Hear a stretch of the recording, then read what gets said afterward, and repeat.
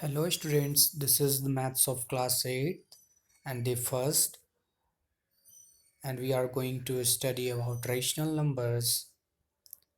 In this chapter, first you have to do is read the introduction, try to understand the examples or introduction that I'm trying to explain you, and then solve exercise related to that chapter. Introduction में basically हम ये जानेंगे कि rational numbers होते क्या हैं।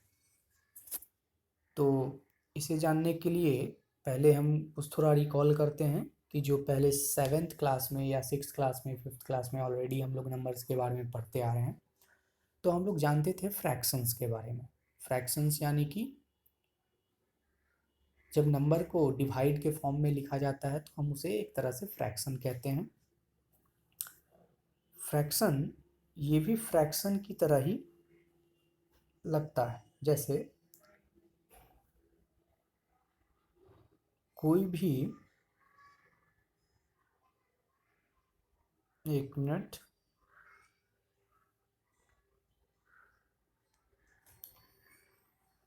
कोई भी हम नंबर लेते हैं 5/7, ये एक तरह से फ्रैक्शन में, लेकिन ये रेशनल नंबर नहीं है। पहले जानेंगे, हम लोग बात करते हैं। जैसे फिर उसके बाद 6th में हमने पढ़ा था इंटीजर्स के बारे में। उसके बाद 7th में आए, 6 7th में दरअसल इंटीजर्स के बारे में ही पढ़े थे। अब 8th क्लास में हम लोग को रेशनल नंबर के बारे में पढ़ना है। तो ये सब नंबर एक ना एक तरह से कहीं ना कहीं आपस में इंटरलिंक्ड होते हैं, ये नंबर सिस्टम। तो इसके बारे में चलिए जानते हैं। तो रेशनल नंबर जो होते हैं, suppose that we have 2 numbers P by Q. ठीक, कोई भी नंबर मेरे पास दो नंबर है पी और क्यू, और वो पी वाई क्यू के फॉर्म में है। ठीक, और जहाँ Q is not equal to zero, ठीक ना, क्यू ज़ीरो के बराबर नहीं, यानी ज़ीरो के अलावे। तो इस कंडीशन में हम पी वाई क्यू को एक रेशनल नंबर कह सकते हैं। यानी the definition of rational number is the number in the form of P by Q where P and Q are integers.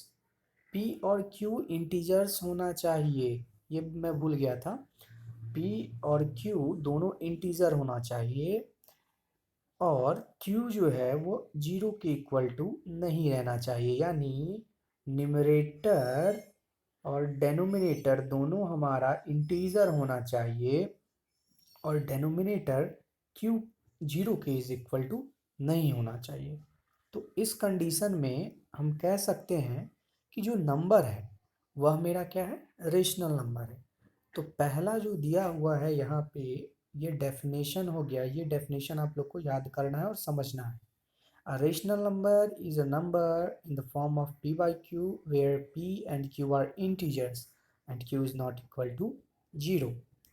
और ऊपर वाले रेशनल नंबर, यानी अगर मान के चलिए p by q के फॉर्म में लिखते हैं, तो p को हम लोग कहते हैं न्यूमरेटर और q को कहते हैं डेनोमिनेटर।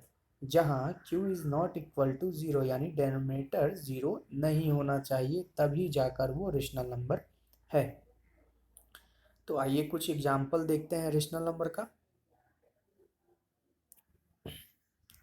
एग्जाम्पल देखते हैं रेशनल नंबर का। जैसे यहाँ पे दिया हुआ है 2/5, सॉरी 2/3, 5/4, -2/3।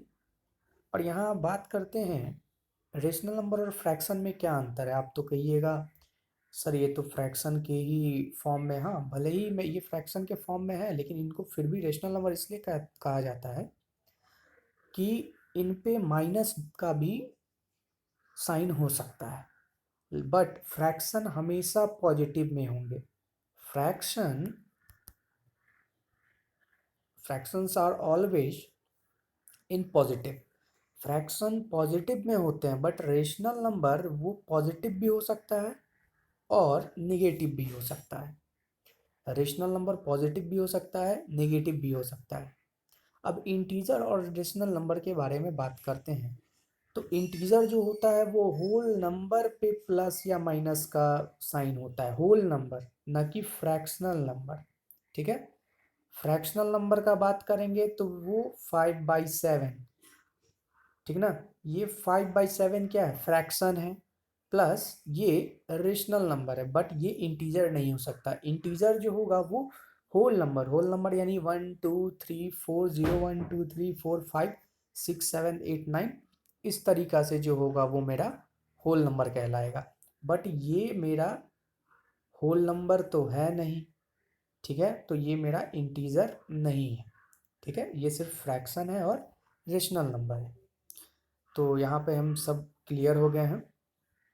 आगे चलिए हम जानते हैं कुछ इनके प्रॉपर्टीज़ के बारे में, यानी रेशनल नंबर के प्रॉपर्टीज़ के बारे में। तो पहला प्रॉपर्टी यहाँ कहता है, पहला प्रॉपर्टी क्या कहता है कि P/Q के फॉर्म में कोई मेरा रेशनल नंबर है। P/Q के फॉर्म में मेरा कोई रेशनल नंबर है जहाँ पर m कोई मेरा नन जीरो नंबर है या फिर इंटीजर है, यानी P/Q के फॉर्म में मेरा कोई नंबर है और m जो है वह नन जीरो है, यानी जीरो, वह m जो है जीरो के इक्वल टू नहीं है, यानी जीरो के यहाँ अलावे कोई भी वैल्यू आप रख सकते हैं, -1 -2 या 3 कुछ भी आप रख सकते हैं। तो इस कंडीशन में मेरा जो ये P/Q, अगर P/Q को हम उसी सेम नन जीरो नंबर से मल्टीप्लाई करते हैं, उसी सेम नन जीरो नंबर से अगर मैं मल्टीप्लाई करता हूँ P/Q को, तो क्या होगा, तो मेरा जो रिजल्ट आएगा, रिजल्ट जो आएगा मेरा, वो रिजल्ट मेरा क्या आएगा, P/Q, सॉरी, P/Q को हमने same non zero number m से मल्टीप्लाई किया तो मेरा आंसर आया R/S। तो ये जो मेरा नंबर होगा R/S, ये रेशनल नंबर, ये P/Q के इक्विवेलेंट होगा, यानी क्योंकि सेम चीज़ से हम उसको बढ़ा दे रहे हैं, यानी सेम नंबर से मल्टीप्लाई करने पर ये R/S जो होगा ये इसके इक्विवेलेंट होगा। इक्विवेलेंट फ्रैक्शन के बारे में हम लोग जैसे पढ़े हुए थे 5th-6th में, वैसे ही यहाँ दे रखा है कि रेशनल नंबर अगर कोई भी P/Q के फॉर्म में है और सेम नन जीरो नंबर से अगर मल्टीप्लाई करते हैं तो आंसर जो हम ऑब्टेन करते हैं वो मेरा इसके इक्विवेलेंट होगा। चलिए एक बार न्यूमेरिकल एग्जांपल देके देखते हैं। जैसे 5/10 है, अगर 5/10 को हम 3 से मल्टीप्लाई करते हैं, यानी 5 को भी और 10 को भी, न्यूमरेटर डिनोमिनेटर दोनों को मल्टीप्लाई करना है, 3 से अगर मल्टीप्लाई करते हैं तो यहाँ पे हमने नंबर पाया 15/30। इट मीन्स 15 1 जा 50, 15 2 जा 30, यानी आंसर क्या आया मेरा 1/2। और अगर यानी 1/2 किसके इक्विवेलेंट है, प्रॉपर्टीज के अनुसार 5/10 के इक्विवेलेंट। अब सर कहिएगा ये 1/2 है, 5/10 है, तो इसको भी कट कर लीजिए ना, 5 1 जार 5, 5 2 जार 10, यानी 1/2 इज इक्वल टू 1/2 आ गया। तो ये इसके इक्विवेलेंट आया या नहीं आया, आ गया। चलिए अब दूसरे प्रॉपर्टी के बारे में समझते हैं। दूसरा प्रॉपर्टी भी इसी के सिमिलर है। दूसरा प्रॉपर्टी क्या कहता है, if P/Q is a rational number and m is a common divisor of P/Q। P/Q मेरा कोई एक रेशनल नंबर है और m जो है वो कॉमन डिवीजर है, यानी कि दोनों को डिवाइड करता हो, तो जो मेरा आंसर आएगा वो इसके इक्विवेलेंट होगा, ठीक ना, वो इसके इक्विवेलेंट होगा R/S। मान के चलिए, फिर से हम लेते हैं कोई भी एग्जांपल। 50/10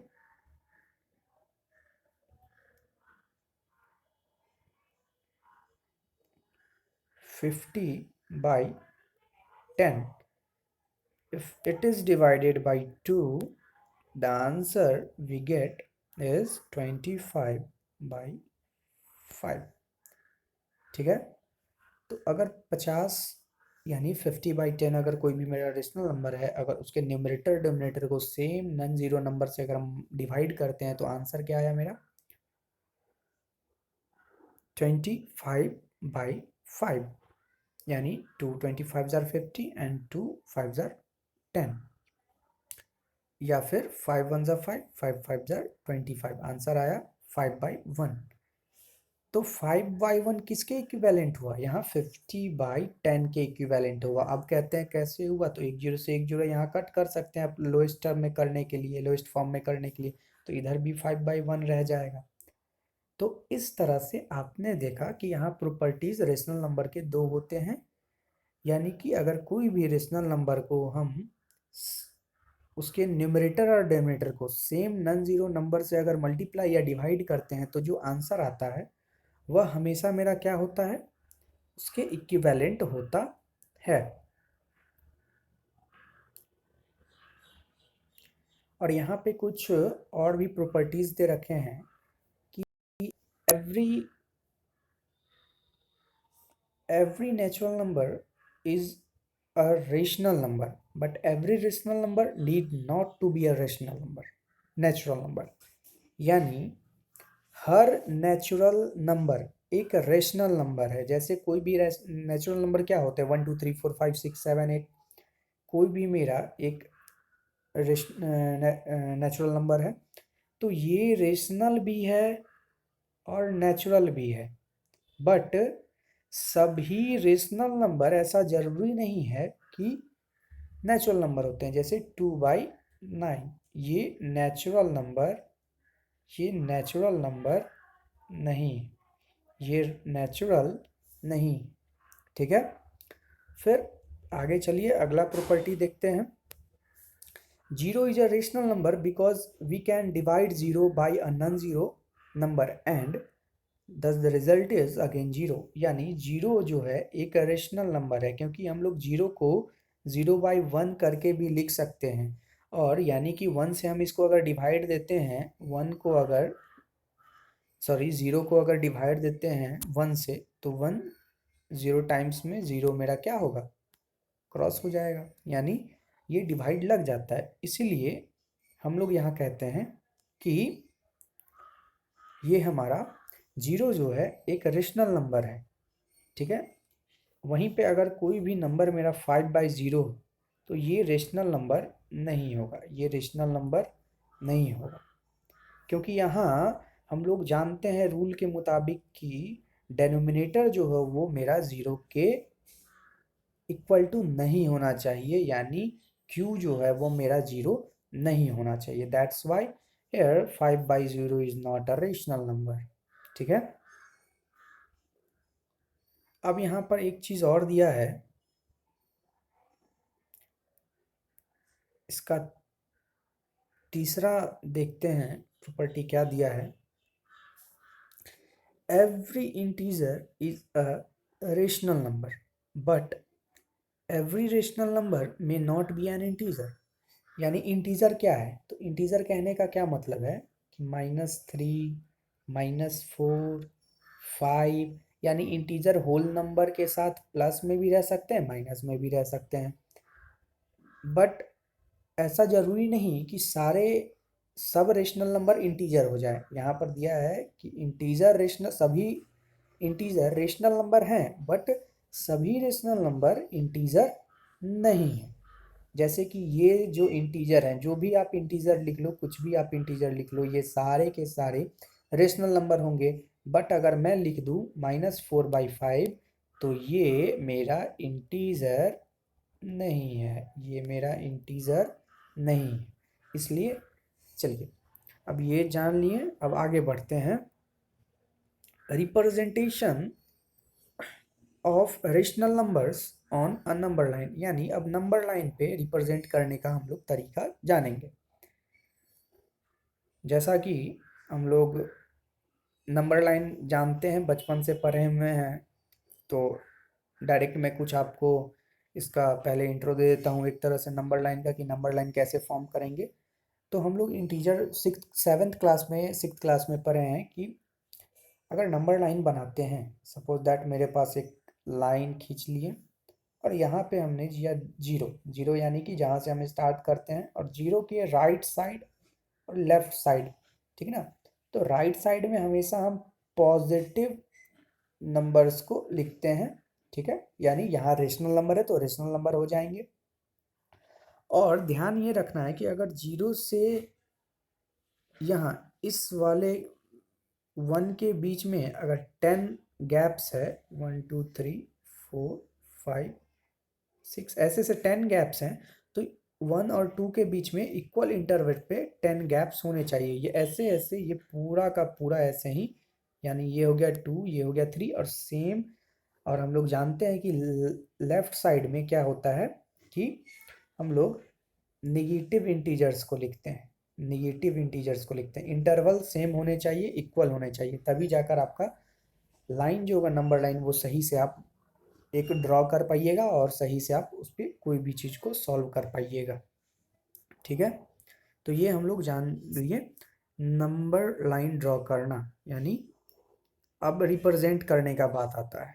रिप्रेजेंट करने का बात यानी कि represent the rational number 5/4 on a number line. चलिए एक एग्जांपल के साथ मैं आपको बताता हूँ कि एक मैंने नंबर लाइन एक ड्रॉ किया, और क्योंकि ये पॉजिटिव है तो हम सीधा पॉजिटिव पर आते हैं। अगर नेगेटिव होगा तो आपको नेगेटिव भी ड्रॉ करना है।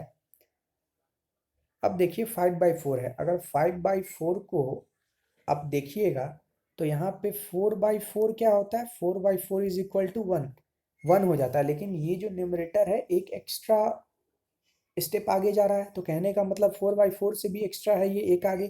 तो कहने का मतलब है यहाँ 1 होल कंप्लीट करके 1 होल 1/4 आगे है। समझ में आया? 1 होल 1/4। तो इसको या तो इस तरह से कर सकते हैं, नहीं तो ऐसे भी कर सकते हैं। कैसे? तो देखिए इंटरवल हमें तय करना है नीचे दिए गए डेनोमिनेटर के हिसाब से। अगर डेनोमिनेटर 4 है तो कहने का मतलब है कि 0 और 1 के बीच में 4 इंटरवल होंगे, जैसे 1 2 3, और चौथा पर जाकर यानी फोर्थ स्टेप पर जाकर 1 कर देंगे। क्यों 1 किया मैंने? तो यहाँ आप देख सकते हैं कि 4/4 अगर करते हैं तो 4 से 4 कट जाता है, यानी अगर 4 स्टेप, अगर आपको कोई 4 काम दिया गया, ठीक है ना, 4 काम नहीं, एक काम दिया गया, एक काम को अगर 4 भागों में बांट दिया गया, तो आप जब चारों भाग को कर लीजिएगा, चारों भाग को आप कर लीजिएगा, तभी तो आप कह सकते हैं कि हाँ मैंने एक काम कंप्लीट किया। इसीलिए यहाँ 4 इंटरवल है तो 4 के 4 स्टेप आप चल चुके हैं, यानी वहाँ आपका एक कंप्लीट हो जा रहा है। यानी अगर 5/4 का बात करते हैं तो 1 2 3, चौथा पर जाके 2 हो जाएगा। और 5/4 का बात करते हैं तो 1 से यहाँ, यहाँ क्या है, यहाँ पर हो रहा है 1 कहिए या फिर 4/4 कहिए, तो 1 के बाद क्या हो जाएगा, यानी ये जो होगा हमारा 5/4 डिनोट कर रहा है। आई होप आप समझ गए होंगे। नहीं समझ रहे हैं तो आप फिर से रिपीट करके वीडियो को दोबारा देख सकते हैं, ठीक है। चलिए आगे बढ़ते हैं, एक और एग्जाम्पल लेते हैं। Draw a number line that represent -8/5, यानी हम लोग को -8/5 को एक नंबर लाइन पर रिप्रेजेंट करना है। तो चलिए रिप्रेजेंट करते हैं। तो देखिए फिर से हम एक नंबर लाइन खींचा, अब क्योंकि ये निगेटिव है तो हम लोग निगेटिव वाले की ओर चलेंगे। ये था हमारा 0, ठीक है।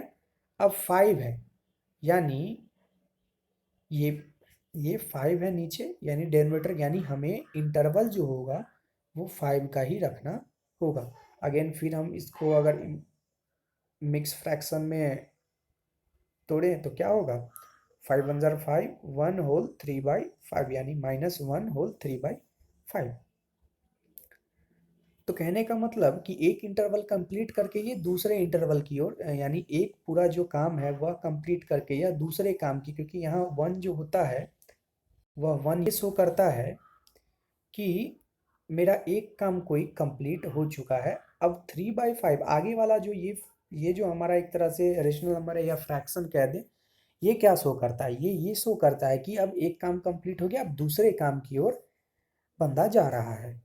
तो इस कंडीशन में चलिए हम देखते हैं। अब इंटरवल हम जैसा कि जानते हैं डेमोमीटर से तय करते हैं। तो यहाँ डेमोमीटर 5 है, तो यानी 0 की और 1 के बीच में 4 इंटरवल है, 5वां पर जाके 1 हो जाएगा। 1 2 3 4 5। ठीक, यहाँ हो गया 1। फिर अब हमें फिर 5 इंटरवल लेना है अगले 2 के लिए, यानी इधर कर रहे हैं तो -1, 1 2 3 4 5 पर जाके -2।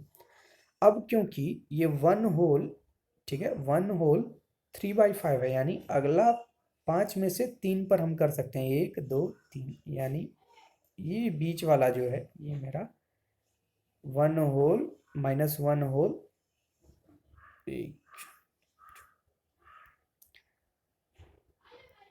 ऐसा कह सकते हैं, ये वाला जो है -1 होल 3/5, इसको ऐसे लिख सकते हैं, या फिर इसको ऐसे भी कर सकते हैं, -5/5 हुआ, -6/5, -7/5 है, -8/5। ठीक है, तो ऐसे हम लोग निगेटिव और पॉजिटिव इंटीजर्स को हम लोग यहाँ डिनोट नंबर पे करते हैं। चलिए अब एक्सरसाइज 1 आप लोगों का होमवर्क के रूप में बनाइए, और अगर कोई भी प्रॉब्लम होता है तो मेरे व्हाट्सएप नंबर पे आप सेंड करिए, मैं सॉल्व करके जल्दी से जल्दी कोशिश करूँगा देने का। Thank you.